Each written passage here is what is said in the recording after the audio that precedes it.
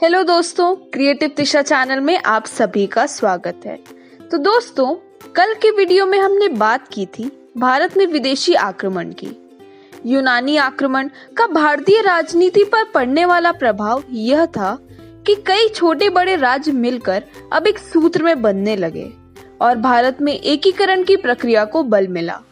सिकंदर के आक्रमण के उपरांत ही भारत में साम्राज्यवादी प्रक्रिया का विकास हुआ, जिसका तत्कालीन उदाहरण मौर्य साम्राज्य था। चलिए अब बात करते हैं मौर्य साम्राज्य के बारे में। मौर्य साम्राज्य 323 ईस्वी पूर्व से 184 ईस्वी पूर्व तक रहा। दोस्तों, मौर्य राजवंश के बारे में हमें विभिन्न स्रोतों से जानकारी मिलती है। आइए देखते हैं ये 3 स्रोत कौन से हैं: साहित्य, विदेशी विवरण एवं पुरातत्व। चलिए देखते हैं साहित्य से हमें मौर्य राजवंश के बारे में क्या जानकारी मिलती है। ब्राह्मण साहित्य में पुराण, कौटिल्य या चाणक्य का अर्थशास्त्र, विशाखदत्त की मुद्रा राक्षस आदि से हमें मौर्य राजवंश के बारे में जानकारी मिलती है। विदेशी विवरण में Strabo, Curtius, Diodorus, Plutarch, Justin एवं अरिस्टोबुलस आदि के विवरणों से चंद्रगुप्त के बारे में जानकारी मिलती है। चीनी यात्रियों जैसे फाहयान, हुएनसांग एवं इत्सिंग के यात्रा विवरण से मौर्य युगीन सभ्यता, संस्कृति एवं चंद्रगुप्त के बारे में जानकारी मिलती है। चलिए बात करते हैं पुरातत्व के बारे में। इस काल के पुरातात्विक साक्ष्यों में अशोक के लेख अत्यधिक महत्वपूर्ण हैं। भारत, पाकिस्तान एवं अफगानिस्तान में अशोक के 37 अभिलेख मिले हैं। इन अभिलेखों से अशोक के शासनकाल की समस्त जानकारी मिलती है। अशोक के अतिरिक्त शक महाक्षत्रप रुद्रादमन के जूनागढ़ लेख से भी हमें मौर्यकालीन इतिहास की जानकारी मिलती है। आइए बात करते हैं मौर्य साम्राज्य की स्थापना के बारे में। चंद्रगुप्त मौर्य चाणक्य की सहायता से अंतिम नंदवंशीय शासक घनानंद को पराजित कर 25 वर्ष की आयु में मगध के सिंहासन पर आसीन हुआ और मौर्य साम्राज्य की स्थापना की। ब्राह्मण साहित्य के अनुसार चंद्रगुप्त मौर्य शूद्र कुल में उत्पन्न हुए, जबकि बौद्ध और जैन साहित्य उन्हें क्षत्रिय बताते हैं। विशाखदत्त कृत मुद्रा राक्षस नाटक में उसके लिए वृषल उपनाम का प्रयोग करते हैं। फिलाकर्स, स्ट्रैबो और जस्टिन ने चंद्रगुप्त को सैंड्रोकोट्स, एरियन और प्लूटार्क ने एंड्रोकोट्स कहा है। सर्वप्रथम विलियम जोन्स ने सैंड्रोकोट्स का तादाम्य चंद्रगुप्त मौर्य के साथ स्थापित किया। चंद्रगुप्त मौर्य ने व्यापक विजय करके प्रथम अखिल भारतीय साम्राज्य की स्थापना की। चंद्रगुप्त मौर्य ने तत्कालीन यूनानी शासक सेल्यूकस निकेटर को पराजित किया। संधि हो जाने पर सेल्यूकस को चंद्रगुप्त मौर्य ने 500 हाथी उपहार में दिए। सेल्यूकस ने बदले में पूर्वी अफगानिस्तान, बलूचिस्तान और सिंधु नदी के पश्चिम का क्षेत्र उसे दे दिया। इसके बाद सेल्यूकस ने अपनी पुत्री का विवाह भी चंद्रगुप्त मौर्य से कर दिया। सेल्यूकस ने मैगस्थनीज को अपने राजदूत के रूप में चंद्रगुप्त मौर्य के दरबार में भेजा। चंद्रगुप्त मौर्य के विशाल साम्राज्य में काबुल, हेरात, कांधार, बलूचिस्तान, पंजाब, गंगा जमुना का दोआब, बिहार, बंगाल, गुजरात, विंध्य और कश्मीर का भूभाग भी सम्मिलित था।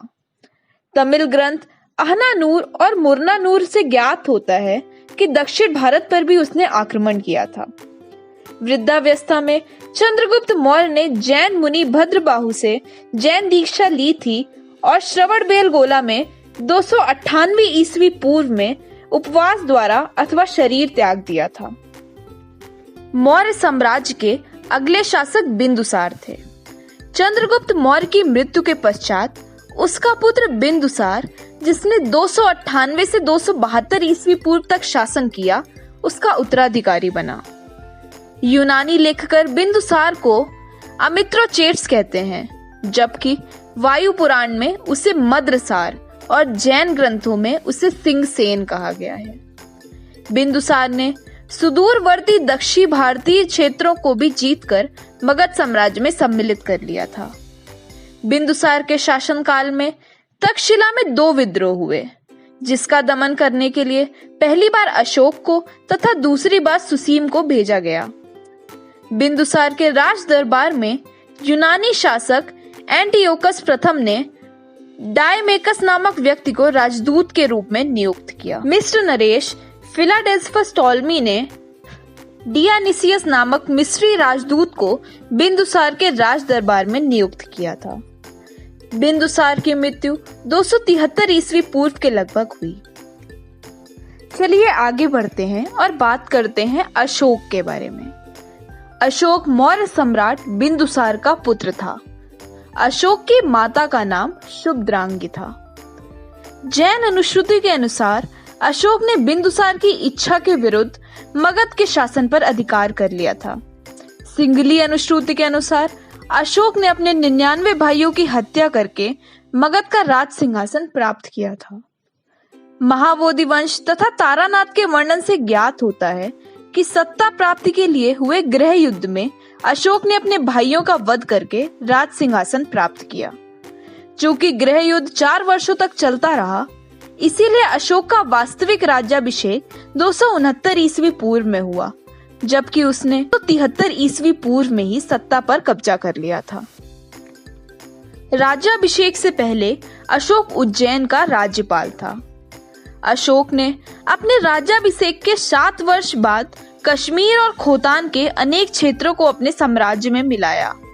उसके समय प्राचीन भारत के सर्वाधिक विशाल साम्राज्य में तमिल प्रदेश के अतिरिक्त समूचा भारत और अफगानिस्तान का बड़ा भूभाग सम्मिलित था। अपने राज्याभिषेक के 8वें वर्ष अर्थात 261 ईस्वी पूर्व में अशोक ने कलिंग पर आक्रमण किया और उसे जीत लिया। कलिंग युद्ध में हुए व्यापक नरसंहार ने अशोक को विचलित कर दिया, जिसके परिणाम स्वरूप उसने शास्त्र त्याग की घोषणा कर दी। तत्पश्चात उसने बौद्ध धर्म स्वीकार किया, जबकि इसके पूर्व वह ब्राह्मण मतानुयायी था। अशोक ने अपने शासनकाल के 10वें वर्ष में सर्वप्रथम बोधगया की यात्रा की। अशोक ने अपने शासनकाल के 20वें वर्ष में लुम्बिनी की यात्रा की तथा लुम्बिनी ग्राम को कर मुक्त कर दिया। अशोक ने अपनी प्रजा के नैतिक उत्थान हेतु जिन आचार विचारों को प्रस्तुत किया था, उसे उसके अभिलेखों में धम्म कहा गया। अशोक के शासनकाल से पूर्व विहार यात्रियों का प्रचलन था, जिसमें मनोरंजनार्थ पशुओं का शिकार किया जाता था। अशोक ने इनके स्थान पर धम्म यात्रा का प्रावधान किया, जिसमें बौद्ध तीर्थों की यात्रा तथा ब्राह्मणों, श्रमणों व वृद्धों को दान दिया जाता था। अशोक ने अपने शासनकाल के 14वें वर्ष में धम्मा मात्र की नियुक्ति की, जिसका प्रमुख कार्य प्रजा में धम्म का प्रचार करना, कल्याणकारी करना आदि था। अशोक प्रथम शासक था जिसने अभिलेखों के माध्यम से प्रजा को संबोधित किया। इसकी प्रेरणा उसने ईरानी शासक द्वारा प्रथम से ली। अशोक के अभिलेखों में शाहबाजगढ़ी एवं मानसेहरा के अभिलेख खरोष्ठ लिपि में हैं। अशोक के तक्षशिला एवं लगमान अभिलेख अरमाइक लिपि में उत्कीर्ण हैं। अशोक का शरेकुना अभिलेख अरमेइक एवं ग्रीक में उत्कीर्ण है। अशोक के समस्त शिलालेख, लघु शिलालेख, स्तंभ लेख एवं लघु स्तंभ लेख ब्राह्मी लिपि में उत्कीर्ण है। सर्वप्रथम 1837 ईस्वी में जेम्स प्रिंसेप ने अशोक के अभिलेखों को पढ़ने में सफलता हासिल की थी। तो दोस्तों, आज की वीडियो में बस इतना ही। चूंकि अशोक साम्राज्य काफी विस्तृत टॉपिक है, तो इसके बारे में बाकी चीजें हम अपने नेक्स्ट वीडियो में डिस्कस करेंगे।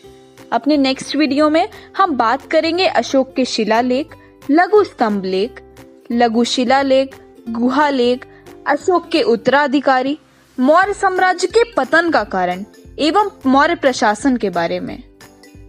मिलते हैं अपने नेक्स्ट वीडियो में। अगर आपको यह वीडियो पसंद आया हो तो इस वीडियो को लाइक करें और क्रिएटिव दिशा चैनल को सब्सक्राइब करें। Thank you.